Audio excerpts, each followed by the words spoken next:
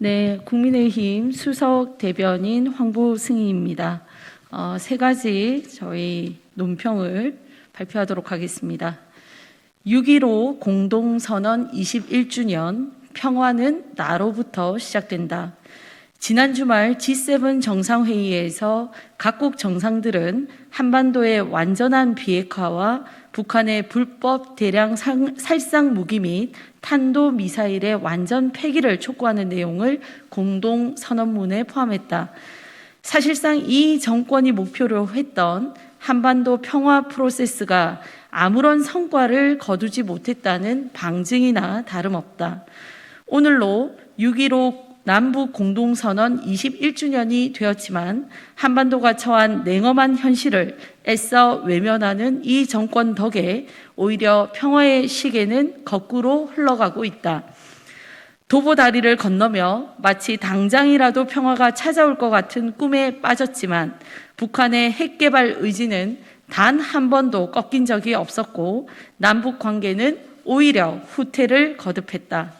돌이켜보면 지난 1년은 남북 관계 역사상 가장 굴욕스러운 한 해였다. 지난해 북한은 우리 정부의 동의 없이 남북 공동연락사무소를 폭파했다. 공교롭게도 6.15 남북 공동성명이 20주년을 맞이한 다음 날이었다. 그뿐만이 아니다. 연평도 해상에서 실종된 우리 공무원은 북한군에게 무참히 피살당했고 북한은 우리 측 지피에 대한 총격과 환강댐 무단 방류를 감행했다. 하지만 정부는 그때마다 제대로 된 사과 한마디 받아내지 못했으며 되레 불가피한 조치, 군사 합의 위반이 아니다라는 말로 북을 감싸기에 급급했다. 한술 더 떠서 북한 김여정의 말 한마디에 김여정 하명법을 밀어붙이며 되레 우리 국민들의 표현의 자유를 억압했을 뿐이다. 6.15 남북 공동선언 이후 21년간 한반도를 둘러싼 외교 현실은 더욱 냉엄해졌고 남북관계 역시 복잡하게 얽혀버렸다. 이제라도 장밋빛 미몽에서 벗어나 현실을 직시하고 실체 없는 수사만이 가득한 대북 정책을 전면 재점검해야 한다. 오늘은 우리 군이 승리를 거둔 제1연평해전이 있었던 날이기도 하다. 평화는 나로부터 시작된다고 했다. 자신을 지킬 수 있는 굳건한 안보의식과 국방력, 그리고 북한에 대한 저자세에서 벗어나는 태도 변화 없이는 평화도 기대할 수 없을 것이다. 2021년 6월 15일 국민의힘 수석 대변인 황보승희입니다. 다음, 군 통수권자인 대통령은 우리 국민의 안전부터 지키라. 어제 우리 군 장병 6명에게 코로나 백신 대신 식염수 주사를 접종하는 어처구니 없는 일이 발생했다. 심지어 명백한 병원 측의 잘못임에도 아무런 사과 없이 2번 맞아도 문제 없다는 말만 되풀이하며 전원 재접종을 실시했다고 한다. 이러니 자식을 군에 보낸 부모들의 걱정과 불안이 덜어질 수 있겠는가? 백신 접종 희망 여부에 비희망이라 표시했음에도 불이익이 있을 수 있다며 압박과 부담을 줬다는 추가 제보까지 나왔다. 그러나 맹물 백신 사고가 터지자 책임에는 모두가 뒷짐만 지고 있다. 이날 군 통수권자인 대통령은 한 오스트리아 공동 기자회견 자리에서 북한이 동의한다면 북한에 대한 백신 공급 협력을 적극 추진하겠다고 말했다. 군 통수권자로서 우리 장병의 안전조차 책임지지 못하고서는 북한 지원이라는 허울 좋은 이야기나 꺼낼 때인가?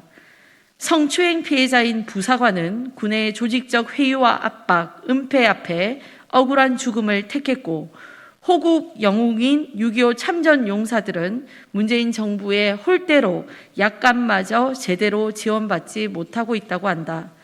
문재인 대통령이 군 장병들의 인권뿐 아니라 사기와 국가 안보를 위해서도 반드시 바로 잡겠다고 약속을 한 지 불과 며칠 만이다.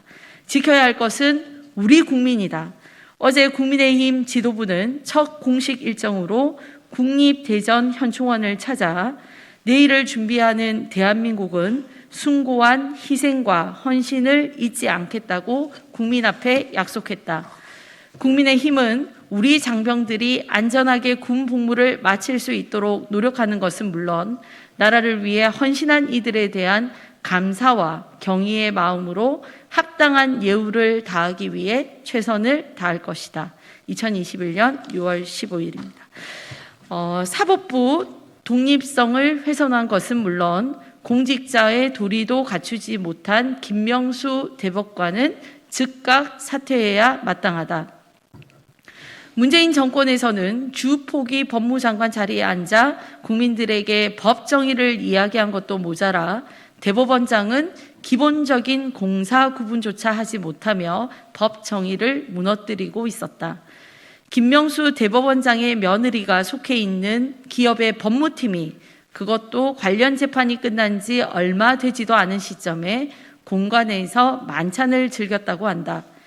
여전히 김 대법원장은 침묵하고 있지만 오늘 보도에 따르면 김 대법원장의 아내까지 참석하고 김 대법원장의 승낙하에 전속 요리사가 음식을 준비했다고 하니 김 대법원장의 참석 여부와 관계없이 신뢰와 공정을 최우선으로 해야 할 대법원장이 스스로 그 가치를 훼손한 것이다. 나아가 사법부의 수장으로서 지금도 공정을 최우선의 가치로 삼고 있는 수많은 법관의 얼굴에 먹칠을 한 것은 물론 국민의 혈세를 자신의 사익을 위해 사용한 전형적인 빈공영사이다. 사법부의 수장으로서 사익을 앞세우고 국민을 기만한 김 대법원장의 행위는 비단 이번만이 아니다. 당장 만찬이 열렸던 공관의 외관을 이탈리아 석재로 꾸미기 위해서 4억 7천만 원 규모의 혈세를 무단 이용했으며 김 대법원장의 아들은 10억 원이 넘는 강남 아파트 청약에 당첨되었음에도 혈세가 들어간 대법원장 공간에 15개월 동안이나 함께 살았다. 지난 2019년 홍콩 민주화 시위가 한창이던 시기에는 김 대법원장 부부가 홍콩 여행을 하겠다며 영사관에 의정과 가이드를 요청하기까지 했다.